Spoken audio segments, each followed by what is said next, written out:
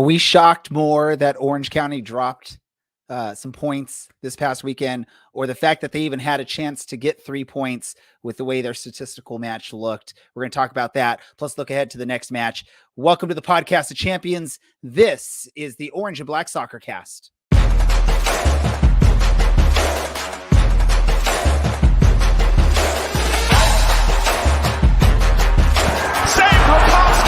And the air leaves Al Lang Stadium in one large exhale.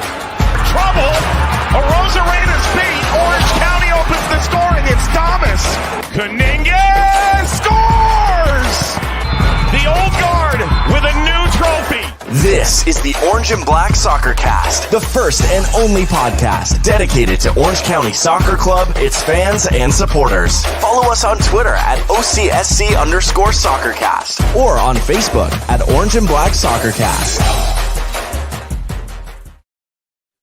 How's it going, Orange County? Welcome to another episode of the Orange and Black Soccer Cast, the first and only podcast dedicated to Orange County Soccer Club, its fans, and supporters.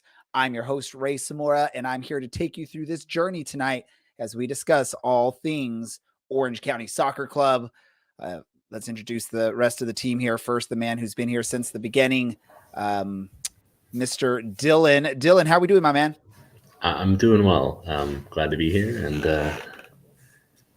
we got a beer tonight. So you're glad to talk about this about this past match, right? Glad? I don't know. Shades of 2021, right? But it's always a pleasure to be here on a Tuesday night. Perfect. Let's move down south, the 5 to San Diego, and Mr. A Underwood 48 on the Twitter machines. How we doing, Mr. Allen? Good. Having a nice evening. Just had some fake meat burgers, and so yeah. Fake meat burgers. Yeah, those Beyond Burgers. The official term? Yeah. Yep. Perfect. And then we had Beyond carrots, where they look like carrots and taste like carrots, but they're made from meat. Interesting. That was bad. That was really bad, Alan. But is it as bad as some of Brad's little comments or jokes or whatever he gets up there in Reno? Brad, do you know what fake meat is? Is it like the Malort of the meat industry? No, because it actually tastes pretty good. Everyone has their opinions, because I think Malort tastes just fine. I'm doing fine. It just makes me think of this past week makes me think of the age-old debate. Would you rather your favorite team win one championship and then be the worst team ever for the rest of forever? Or would you rather them be like a middle-of-the-road playoff team perpetually? And I think we've figured out what Orange County wants to be so far this season. Ooh, look at Brad coming with the hot takes already. We're not even, 4 minutes into this episode, but, this is going to be a tough episode, right, folks? Not the prettiest of matches. I know I have said multiple times during this season that I love these tactical matches, these slow defensive matches. But I don't know if I anticipated the kind of sitting back mentality that we had in this match. Let's just run through this really quick. Just like some of the stats, some of the key stats from this match. The main stat is a 2-2 draw. That almost was a 2-1 win for Orange County, if not for a super late goal from Oakland in the 94th minute of action. How many minutes of added time were in this match? I can't remember, but it was 3 or 4. Or was it 7? It was 3 minutes of added time, and so one of those matches where you're going to be like, well, come on, it's been 3 minutes. Let's blow that whistle. Let's get this win. But so there's that. Let's look at the possession stats. Who wants to guess who won the possession stats on this one? That they won't even give you odds on that in Vegas or Reno because it's so apparent at what it's going to be from the get-go. So according to I'm going off of Google, like the Google stat sheet here, 71% for Oakland, 29% for OC for the full match. That's not very pretty, right? And it was 75-25 in the second half. Even worse in the second half. Wow. Let's look at pass accuracy.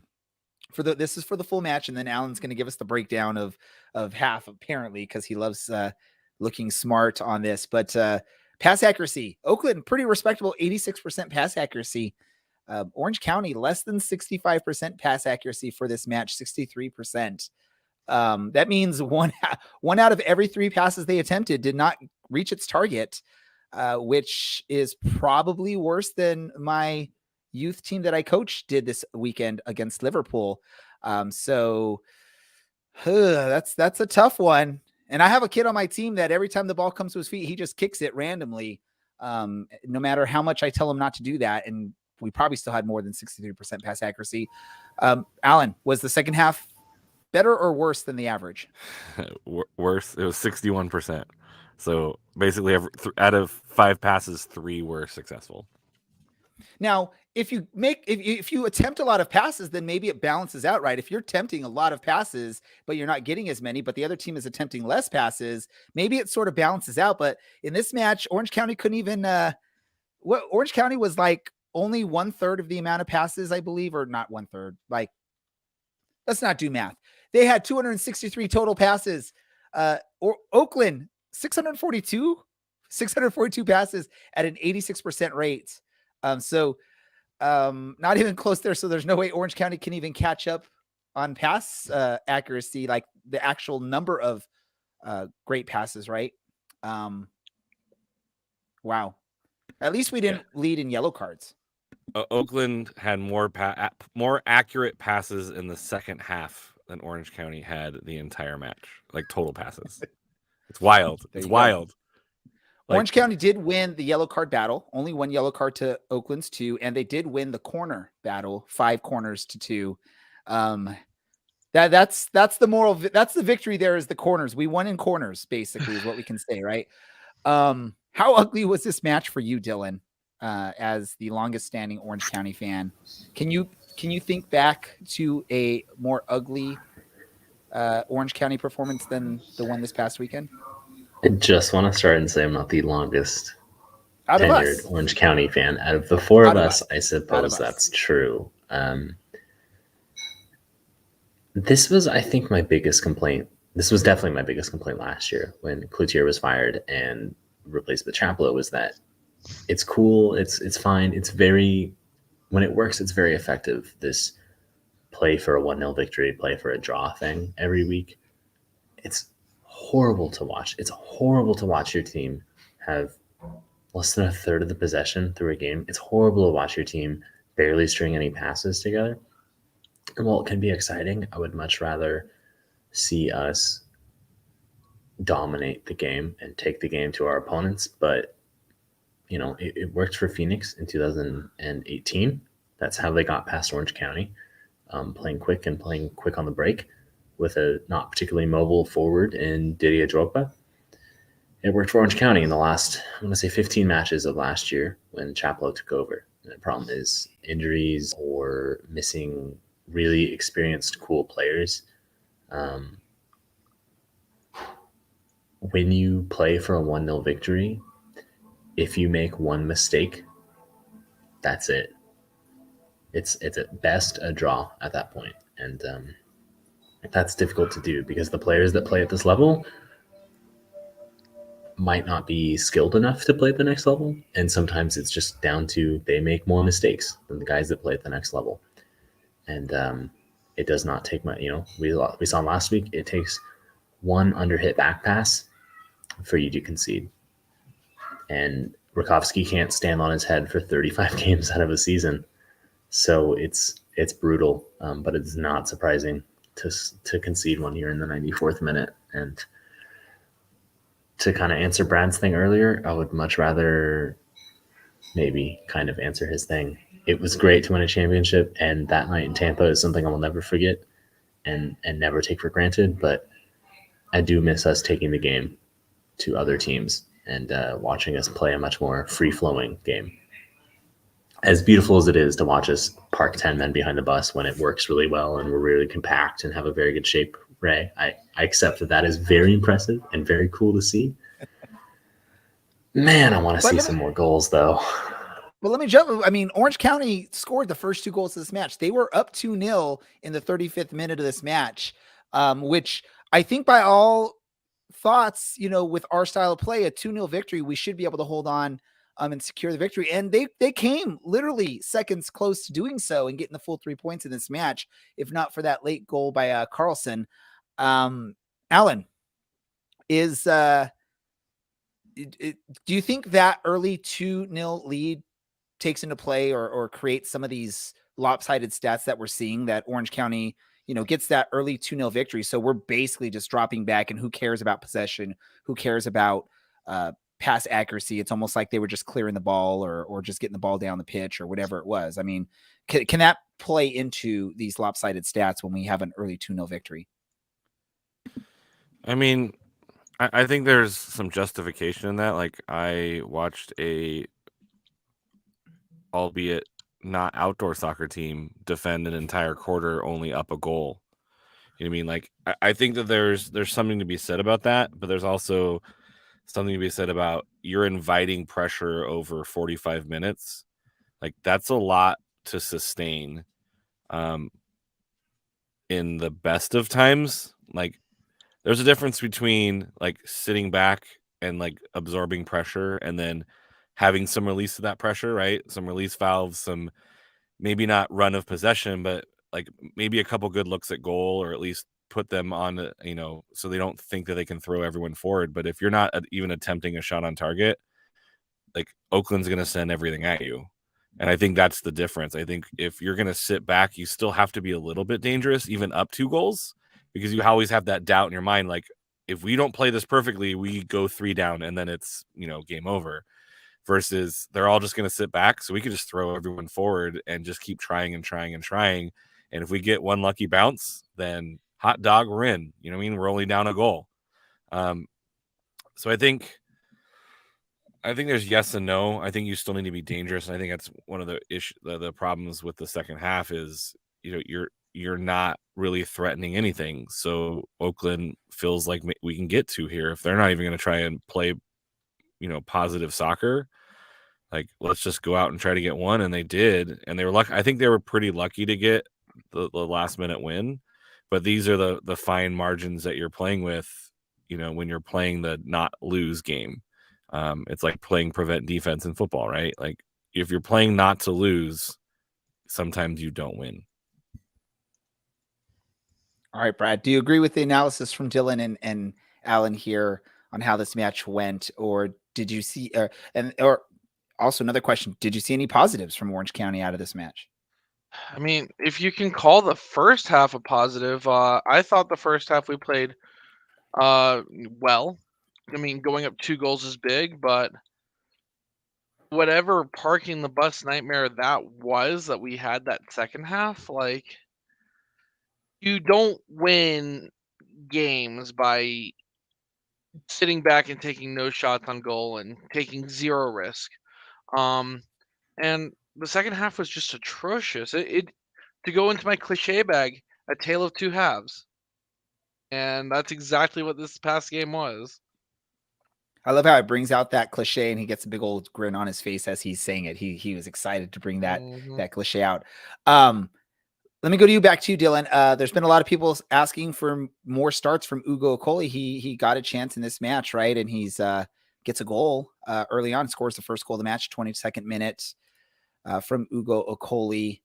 Thoughts on his goal? There's a lot to take away here. Am I just giving my thoughts on the goal, or am I giving my thoughts on Ugo starting, and should he be starting more, and his thoughts on his goal? Let me put it this way: he is a massive person. I'm not talking Noah Holleveld sized, but he's big. He's not that much taller than me, but like physically he's large. So yeah, if we're putting balls in the box like that, he should be finishing them, and it's good to see him scoring and good to see him starting. The trade-off is also knowing that he's not the solution to Orange County's woes. So I'm happy for him, and he deserves the credit for for getting into the right place and taking what was kind of a difficult, knee height ball and putting it away. Like ultimately, he is so much more successful when he kind of plays the role he did last season with, just kill off the game. And while he is a player capable of playing 90 minutes, the system that we play now just needs him to come in, kill off a game, body his defenders, create problems like Oakland did for us. I mean, you look at their first goal and you basically need him to do that to other defenses. Alan, thoughts on Albie Skendi getting his first goal as an Orange County player, if any thoughts on it? I mean, I think it just adds to a little bit of the positivity of the first half where, like, hey, we can defend like crazy and then get a goal. It's another set piece goal, which like is like a good positive sign. That's like we can get goals if we need to, right? This is kind of, you want to see a few more of the first goal because you want to see that out of the run of play from your players. But it's really, really nicely taken, really well headed second goal. Like he heads it to the ground, and that's a really tough play for a keeper to dive to their side and kind of track a ball that bounces, right? That's just a really smart headed down goal. And so you got to give him credit for that, and congratulations. And it had to feel good, like you're up 2-0 at home. I think relying on set piece goals might be a game plan, right? Like we're not doing too well in the run of play, but we have some guys who can really head the ball in and do a good job on a set piece. So maybe you play for set pieces, although corner kicks aren't the greatest, but getting those fouls in those key spots, I think might be beneficial to jumpstart Orange County's offense because we've seen some success there. And then maybe that spills over into the run of play where guys are seeing the ball hit the back of the net and they feel good about it. And now they're going to make it happen in the run of play. So it's good for him. I think set pieces might be able to sustain and keep Orange County at least in touching distance to the last playoff spot, right? They're 4 points back with 2 games in hand. So they're still within touching distance of the playoff line right now, even as things aren't going well. So I think this is one of the positives that you can take from this game is, and some of the past games too, of just some really well worked set pieces that I think you should be able to replicate when you need them. I mean, and we look at that, right? And honestly, given a few more seconds in this match before that last goal goes in, maybe it's a 3-point result for Orange County. And we're maybe sort of talking about, hey, we got away with one, but yay. So, I mean, that's the way the sport goes, right, Brad, is these slight little differences in a game, an extra couple seconds where Oakland can get the equalizer in extra time, as opposed to maybe not having enough time to do so. And we're sort of we probably have a different attitude about this match today, right? Or would we still be as sad and negative about this match, regardless of 3 points or 1 point?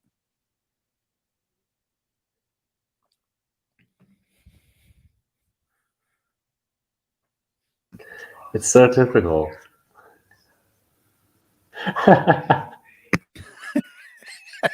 We're just letting him go, and he doesn't know he's muted.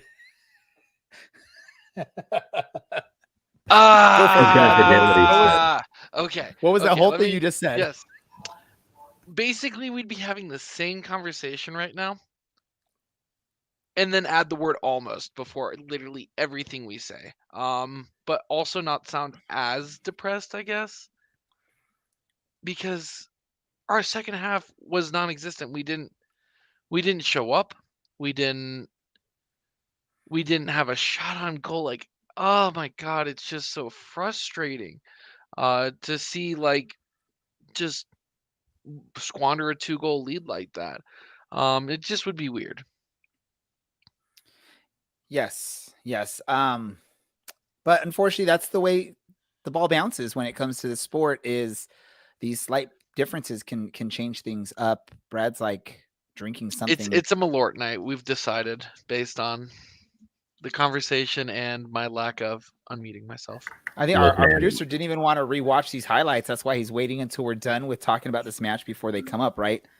Brad Malort is not going to solve Orange County's problems. But they'll solve my problems temporarily. I do not condone alcoholism, and neither am I an alcoholic. While we watch these highlights from the match, let's sort of move on, because I think we none of us really want to talk much more about this match because it's not the most exciting match to talk about. But there was some news that broke earlier today as we're recording that one of our defenders that probably hasn't gotten maybe a shot or a fair shot at some minutes, Mr. Blake Malone, has left the club. Per the club report, it was a mutual termination of the contract or mutual departure by Blake Malone and the club, whatever you want to call it. Dylan, are we disappointed on that, or do we not really know enough about Blake Malone to wonder what could have been? I don't think the gap between a good USL League One team that is good enough to win a championship in Unit Omaha and a good USL championship team that is Orange County, I don't believe that gap is big enough to say that he doesn't deserve a chance. And I get that he's not 8 feet tall and from another country, so that he doesn't get some like sort of starting just by nature of being like exotic per se, but it is so frustrating to me that we signed him, did nothing with him for a year, sent him on loan, and just let him go, when I feel like he really, really deserved a chance at this back end, because there's been problems before. Like Kobe Henry's had really bad runs of form, and we've stuck with him. Hunter Gorski's had a rough go of things. Albie Skendy's had a rough go of things. Why not give Blake Malone a chance? It's been 2 years.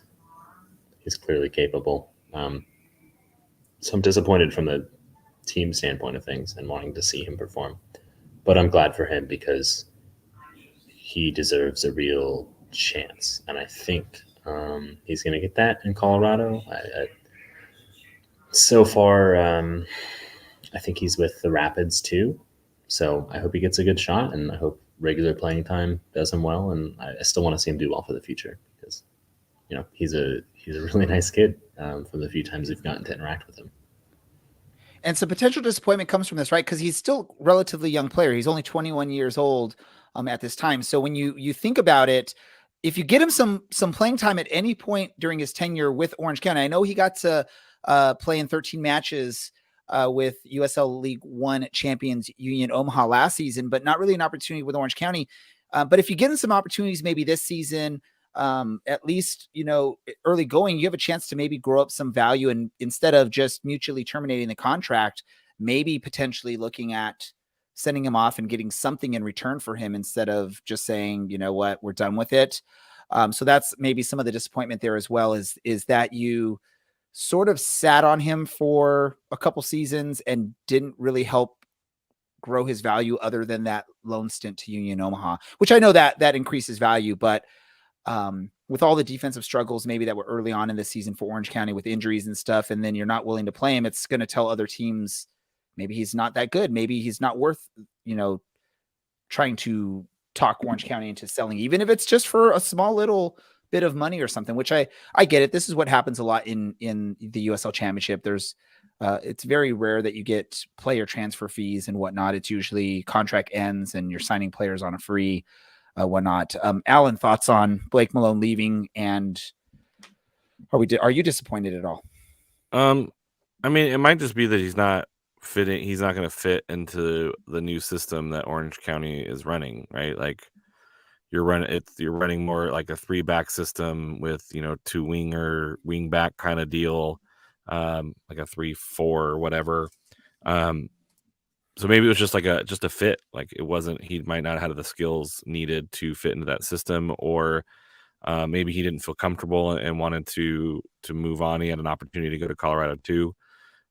Sometimes this just happens, right? Like guys just don't work at a team, right? It's not that he's a bad player or that Orange County didn't do X or he didn't do Y. It's just sometimes it's not a fit, right? Like we see this at the highest levels where a guy is tearing up tearing it up for one team, moves to another team, and the system just doesn't fit his strengths or her strengths, and they have to move on. Yeah. So mostly at Man United, you're right. But it just could be one of those things where it just wasn't a right fit, and he had an opportunity to move somewhere else. He's like, hey, it's clear I'm not going to get a ton of time here. They're promising me more time over here. Is it cool if I go? And I think Orange County has shown in the past that it's like, guys want to go, they're going to let them go. Like, they're not going to hold on to them for whatever reason. I you have to respect that about the Orange County as a franchise, that they are that if guys want to go, they let them go. They don't be like, no, right. It's they did this with Chris Wehan as well, and to a certain extent, right? Like, they're not just going to let anybody walk, but like, if it comes down to it, if it's like, it's what's best for the player, it's what the player wants, it works for the team, they're going to move them, or at least let them try another opportunity, because he is so young. I think it would be, if Orange County held on to him for no reason, it would be kind of a jerk move. And so I think this might be just what's best for Orange County and what's best for Blake Malone. I do want to go back to you really quick, Dylan, because you brought up Blake's height. But just to say, I mean, we're looking at this team. Two other players that are getting starts on this roster, Michael Orozco and Hunter Gorski, are both also 5'10.5 inches. So I don't think the height is what's causing Blake Malone to not get playing time when we're looking at the starting lineups. That's fair. He's not going to replace a Michael Orozco, but like, I mean, come on, like, not even a rotation. You can't even give him like a shot to take Hunter Gorski's spot. Does he really not fit the system that well? Is he that bad of a defender? It's weird. But yeah, like Alan said, I mean, credit to the club for just saying, all right, you can go. This isn't going to work. I'm bummed for him, because, you know, I feel like he really deserved a shot and he didn't get that shot. And so I hope he tears it up for his sake, not to stick one to the club, but just for his sake, because he deserves a really good, healthy chance to kind of prove his ability. He's still got like 5+ years until he will be near his prime. So there's there's still an uncut diamond there. Well, go to you, Brad. Last thoughts on this before we move on. I mean,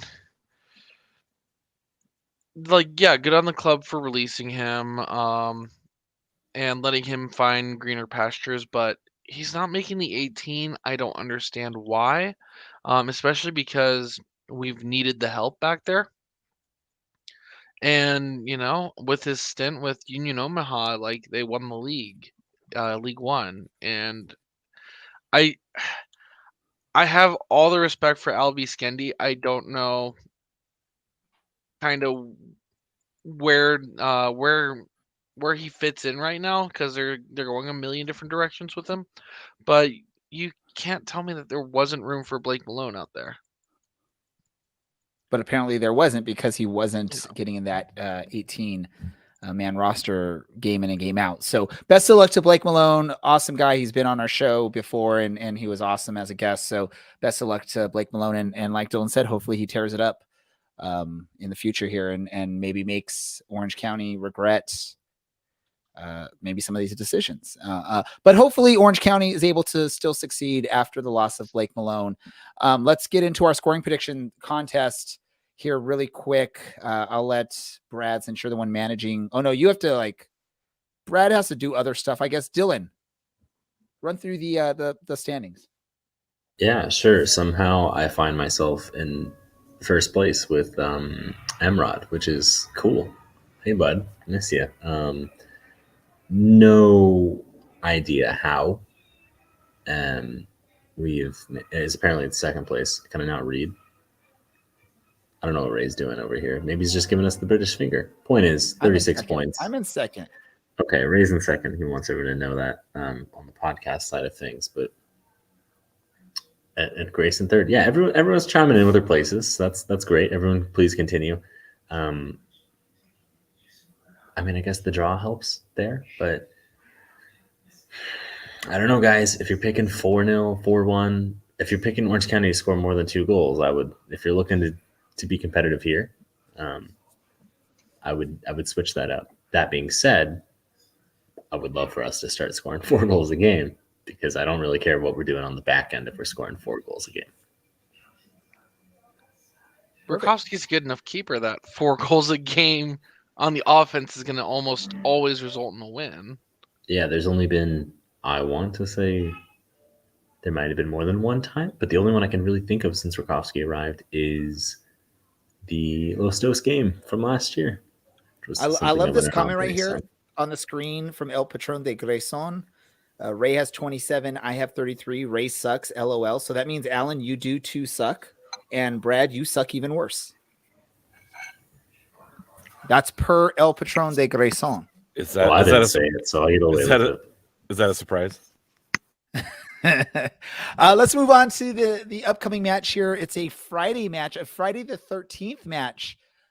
So maybe the unlucky day is lucky for Orange County. Who knows how that's going to turn out there. But Orange County will be hosting FC Tulsa. Is that correct? Yes, and it's been a scary season so far. So maybe a spooky Friday the 13th is just what Orange County needs to get 3 comfortable, easy points.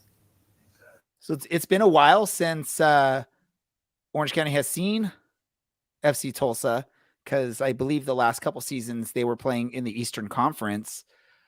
So this will be interesting. They're now back. Well, they're still in the Eastern Conference, but they're now one of these cross-conference matchups that Orange County is going to get. FC Tulsa is sort of in a similar spot to Orange County, sitting right outside of the area you want to be, which is the playoffs, but it's still early enough in the season where you can make a run and get up there. They're only a point behind Tampa Bay for that 7th spot. It's weird for me when I look at the standings because I'm so used to top 8 at least making the playoffs. And now with this whole change where it's the top 7, because the 1 seed gets a bye in the first round of the playoffs. So that's where I get a little bit weird. I'm seeing 8. I'm like, yeah, they should be in the playoffs. Anyone on here consider themselves somewhat of a FC Tulsa expert, or they have some knowledge? If not, I'll go to Alan because he's a member of the USL show, so he should know more than all of us. Go for it, Alan. They have some pretty nice attacking pieces. Some names that people probably know who've been paying attention for more than 5 minutes. Rodrigo da Costa and Joaquin Rivas, who kind of are their left wing, right wing. They got Jerome Williams up top. They've had a pretty tough run of form. The past 5 games, including the Open Cup, were all losses to Pittsburgh, Tampa Bay Rowdies, FC Dallas, Colorado Springs Switchbacks, and then El Paso Locomotive. Some of those are not surprising. Losing to FC Dallas, losing to Colorado Springs and to Pittsburgh. But they scored 3 against usually a pretty solid defensive Pittsburgh Riverhounds. They were able to get 3 over at Detroit City most recently, who Detroit City was on a really nice run as well. So they have some really nice pieces. They play much better at home than on the road, which I think is a positive for Orange County. But FC Tulsa looks worse on paper if you're looking at the run of form than they should on the pitch. They're going to be a tough team that is kind of really coming into their own and looking really nice. So you don't want to overlook them. They have scored 16 goals in 10 games. So some offensive firepower there. I think their admin have a personal beef with me since I pick them and then don't pick them. When I pick them, they lose. And when I don't pick them, they win. So when I pick them, I have to apologize when they lose. So the key question is, did you pick them this week? I did not. I picked neither team. I picked a draw in this match. Everyone else picked Tulsa to win, by the way. Alan, I just have to say, you did touch on Da Costa and Joaquin Rivas, who are both very, very good players, but you did sleep on a particular Brian Brown, who Brad would be familiar with, who scored 27 goals for Reno just a couple years back. He hasn't scored at all this season, but Orange County kind of feels like the team where if you're a striker and you haven't scored in a little bit, you might be thinking, hey, you know what? This is my chance. This is a good time to get started and get get something out of a game and get rolling. So yeah, another team that is no defense, just all vibes, except they like to score a lot of goals while just vibing at the back. Brad, you're what can we patient- expect from a Brian Brown in this situation? If you're patient and willing to wait for your opportunity and wait late in the game, Orange County's a good opponent. Brian Brown, man, that is a name that I miss a lot. He was kind of a rookie under the likes of Dane Kelly in his first season with 1868. And actually, I remember he had told a couple of fans he was thinking about moving on to greener pastures. He wasn't getting his opportunities, and as soon as Dane Kelly left to wherever Dane Kelly went, Brian Brown gave his opportunity, and he took advantage of it to the max. He had a really good season. He's one of those players that I don't know how to describe his play style other than he similar to Chris Wondolowski. He will find and put the ball away in garbage opportunities, and he's very good at that. So you have to limit your mistakes around a Brian Brown. There we go. Dylan, what does Orange County have to do to get the 3 points this match? Not give up a stoppage time goal? No. This game's not going to go down to the 95th minute. This game is going to be won by us scoring more than 2 goals. And I don't. So if think Orange there's County anything scores short of more than that. 2 goals, they win, is what you're saying.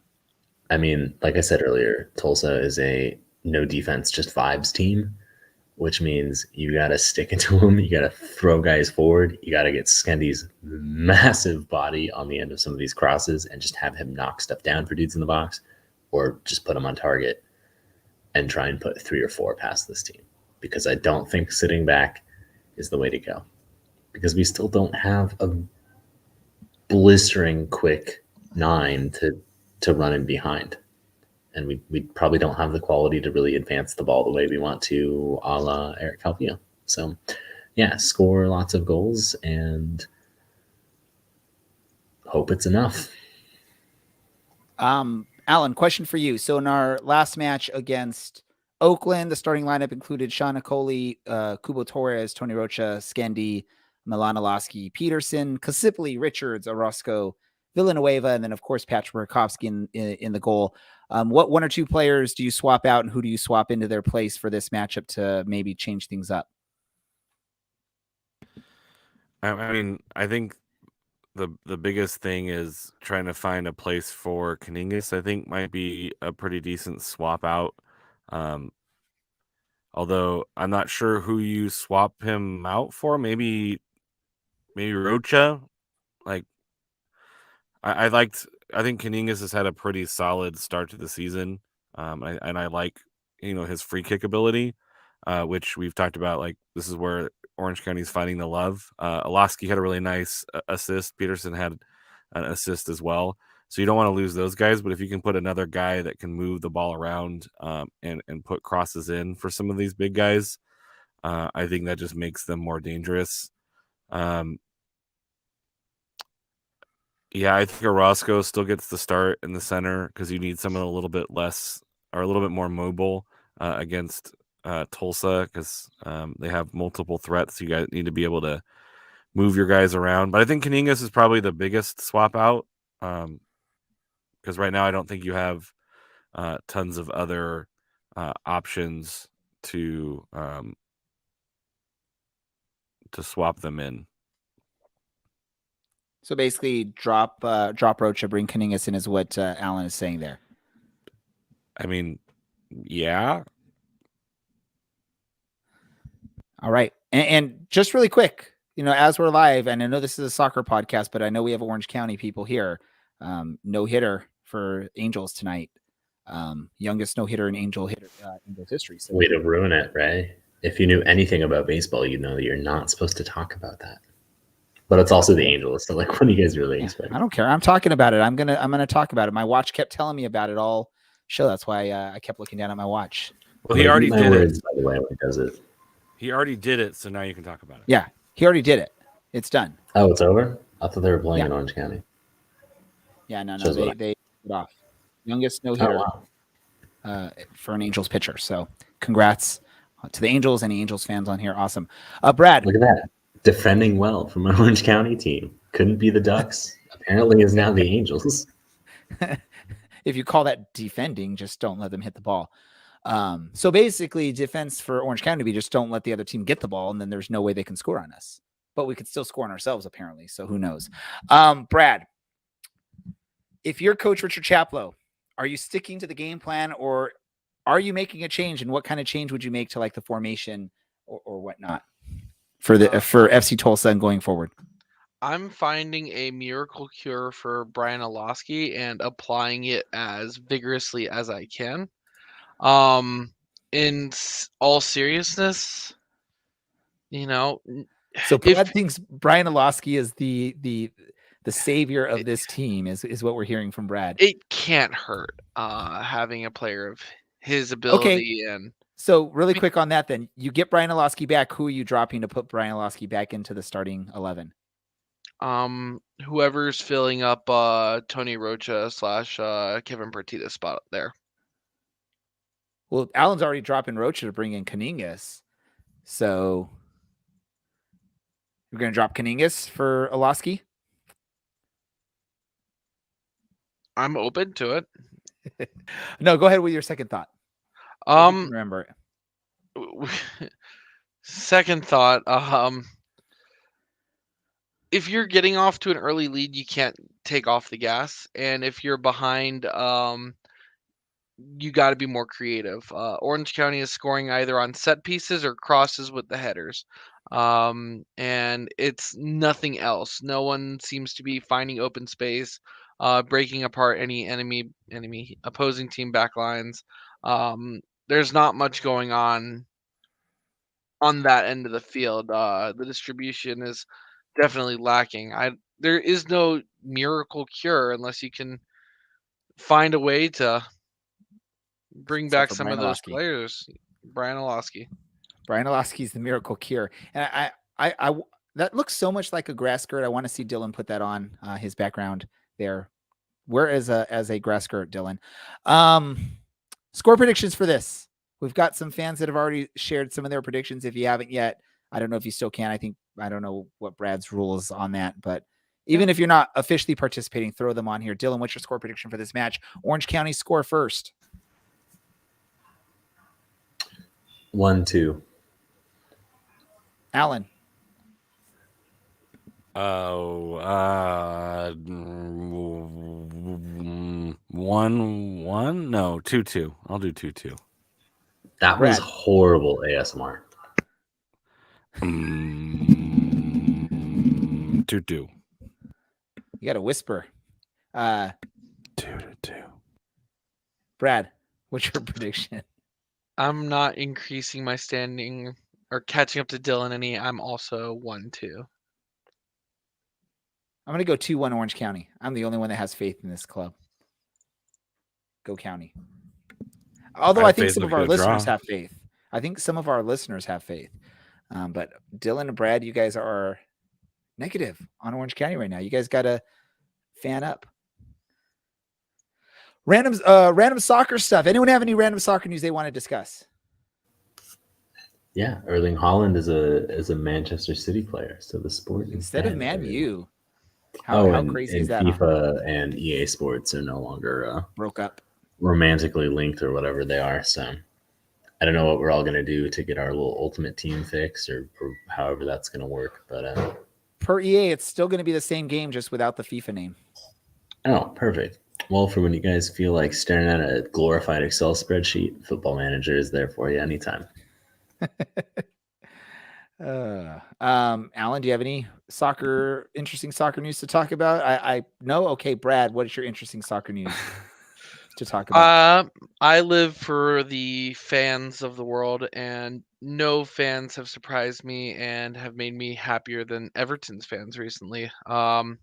Just sometimes fans can lift a team up from the depths of craziness, and Everton's fans, go watch their past game this past weekend, where they just barely held on to a win, did what Orange County couldn't, and the fans stayed afterwards for 15 minutes singing Everton songs the whole rest of the way. Sounds What are sort of Everton like what Orange County songs? fans did at LAFC. Spirit of the Blue. Oh, I was gonna say like, How does it go, Brad? were our teams almost Yay. better than some of your teams? Our teams almost better Keyword than some of your almost. teams. No, you gotta do this. I know it's a different team because in the movie We it's conquered Man U, half but of you gotta England. You got to do the Euro Trip song that they do. That the guys go in there and sing the Manchester United song. No. Wrong team, right? I know, but Also, I'm when's just, the I'm last just time Everton was in Europe? Hey, you know what though? Although they're pretty good, there's still that slight chance Everton can drop points and fall back into relegation zone. So Last time who knows? Everton Maybe were- Brad will be going to the championship. Maybe Dylan will somehow luckily I'll come. be able to drop my early. Peacock subscription then and just watch on ESPN Plus. Luckily, Ray, Luton Town are in the playoffs. All I need is a goalie to throw the ball out and then to steal the ball to get a 1-0 victory, which is like the best way. Like I think that's probably the best way to win your game to make it to the promotional playoffs is wait for the goalie to make one of the worst blunders ever. The last time Everton were in Europe was during warm weather training. They just took a vacation there. Got him. That was amazing. no, Do you I- guys Alan has something to actually talk know? about. It's been 5 Alan? years. Alan I will does have also be something sad. soccer related to talk about. Go for it, Alan. I'll let you do your thing now. I will be sad if Everton gets relegated because Merseyside derbies are still kind of fun. The San Diego Sockers won their 16th championship. They pulled a page out of Orange County's book and beat a team from the Tampa Bay area in the Florida tropics. And they only lost 2 games all season. They lost in overtime in regular season and lost once in overtime throughout the entire playoffs. And they just kicked the snot out of everybody. Playing a very, Ray, you would appreciate this, a very defense-oriented and counter-attacking offense, which was amazing to see in indoor soccer. It's intense. So congratulations, San Diego Sockers. I was going to ask, Christian Duke, did he play at all for them this year? He apparently signed for Kansas City, but I don't know if he played. The Sockers are playing in San Diego for one more year, then they're moving to Oceanside. So South Orange County folks, it's not a bad jaunt down to Oceanside to check out an indoor soccer game. It is, if you've never been, it is both the most fun, but also the most chaotic, and it is unashamedly indoor soccer. They are unashamed by it, but it's fun. They own everything about it, and you should check it out if you haven't seen it. And is it real soccer though, Alan? That's the question. Is it real soccer? It's Because I know all professional Phoenix soccer. fans want to know this. All right, random news time. Who wants to go first? Raise your hand.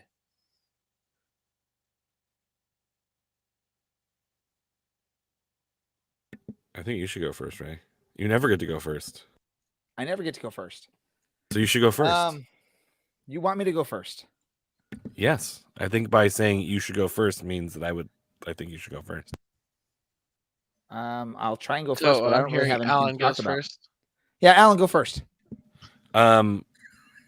Ray's fighting Samoras beat Liverpool 3-1 this past weekend. So congratulations to Ray's Children of the Corn, I guess. Is that the name of your AYSO team? Children of the Corn? That'd be a great soccer name, by the way. It would be really cool. That would be a cool soccer team name. I'll have to talk to my kids about that.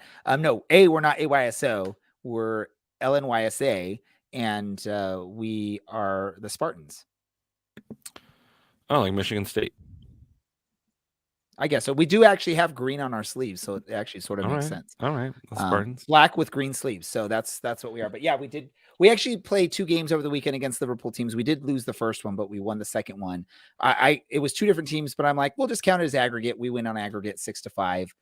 That's good. So, but I was proud of them because they beat an actual club team. And again, we're not really a club team. We were just rec moved to like select, which is like basically advanced rec. And we beat a club team 3-1. So that was really cool on their home turf too. So we were the road team. So it was really cool. And I learned about a new rule apparently that the ref told me in the game called jumping. So I was very interested in that new rule. That is not how you get an extra player. You can't just jump a kid into your soccer team. That is not allowed, right? We've talked about that before. I'm not sure why you need a referee to explain that to you.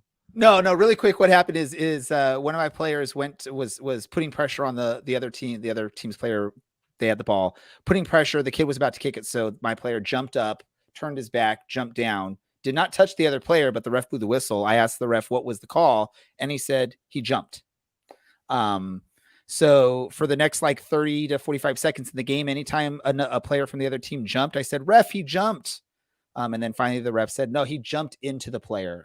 But then I'm like, "No, he did not touch the player." It's a whole weird thing. Maybe he recently watched the movie White Men Can't Jump and thought it was one of the new FIFA laws.